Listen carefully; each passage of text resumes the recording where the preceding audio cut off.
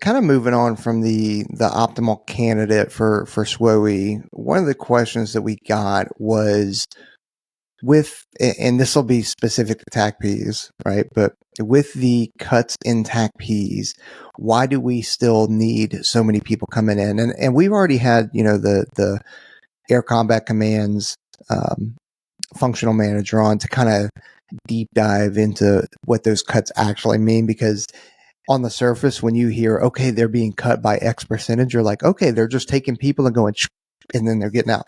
That is not how. Get out. Believe it or not. All of you on that side of the room. Bye. Yeah. That is not how it works. So, but go check that episode out because he explains it way better than I could. But the point being is that we still need folks to come into all the career fields, TACP, CCT, SR, PJ. But with those cuts, the reason why we still need people coming into those is because if not, you're going to create a bubble or a bathtub that they don't have people. So you constantly, like, I don't want to say every day because that would mean that there's a lot larger of a career field, but there's always people retiring, getting out, or getting medically disqualified from the career field or so on, So as those folks transition out, we need people, people in we'll just say the mid tier, they didn't kind of fleet up. And so we need somebody to replace them. So it's a constant cycle. It's a life cycle. It really is, of getting people in. So even if CCT and SR were at 100% manned, which they will never be, but if we were at 100% manned, we would still need people coming in because you have to replace those people that are eventually moving out. It's an escalator or a train that just keeps going and going and going. Yeah. Well, and there's waves too, right? Like you need people at certain ranks. So like your retraining numbers and the people you bring in are for specific, dips in your manpower at certain ranks and positions and year groups and all these other things.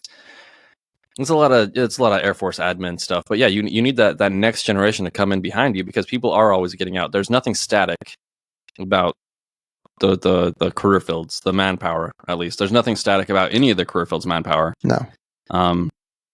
And it's a big machine, the bureaucratic big machine. So those people up at the Pentagon that crunch the numbers, like by the time they get the numbers to crunch anyway, and by the time they put the plan together, the strategic level plan to fix the things that are wrong with the career fields, like that takes another year or two to implement. And then you get that coming in. And so like it's always like, oh, too much, too little, too much, too little. Like we're never like, hey, we crushed it this year.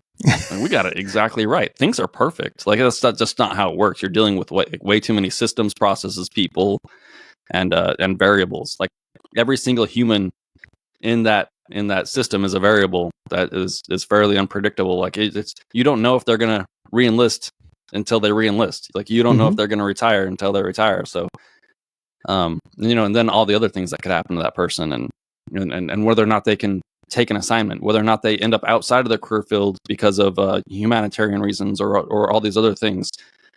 So obviously this is my world that I live in a little bit. So it's complicated. Yeah. Well, I mean, like you nailed it. There's so many different variables. Like, I mean, there's, and the Air Force does try and do its best in terms of taking care of folks. You mentioned the humanitarian. I know we recently had a soft TACP. I say recently, it's been a couple of years now, but he's back on the team now. But there was a soft TACP that I think his wife had cancer or something like that. And humanitarian, let's get him an assignment. Let's keep him in, sure. He had the option to bounce, right. And get out, but he didn't want to. He still wanted to continue to serve. So it was, okay, let's find an assignment in a place that we can actually kind of put him down, sit him down. He's always home, and also put him in a location where the medical is really good. Like that specialist and whatever that is there. And that's what we managed to do. And I know that that's one person, but when I was at the 2-2, we had, it was like 2 or 3 humanitarians where parents were really sick or were, kind of on their way out, or at least very sick. And the Air Force got them an assignment up to our unit, I think within 2 months. Dang, that's quick. which is extremely fast. I think Yeah. one was actually a month, another one was like 3 months because it wasn't as like, oh my God, you got to get this person up there. So the Air Force will try. It doesn't mean that it's going to work every single time. Like I know that there was somebody out here a couple years ago that, his dad was dying of cancer and they were trying to work it to get him out here quicker. And he ended up getting out here, but unfortunately his dad had passed away before he, like 2 weeks before he managed to get out here. So, it's not every time, can't make it work every single time, but they, functionals, to your credit, do try and make it, try and get it to work as fast as possible. Sometimes, unless I don't like you. I'm just kidding. That was a joke, everybody. Nope. That's on. Nope. That's recorded. It's record now. God, these gatekeepers out here. It's just because they don't like me. Like, well, yeah, that is what it is. Like, then there's just it's difficult at the at a certain point in your career. Like, I don't understand what it's like to be an SEL. I've never been an SEL, right? So like it's sometimes like, and you and I have had these conversations where you've been the SEL before, I've been the functional manager for somebody, and we have to like figure out where our knowledge meets to like make a decision on something, and how which problems you need to work and which problems I need to work.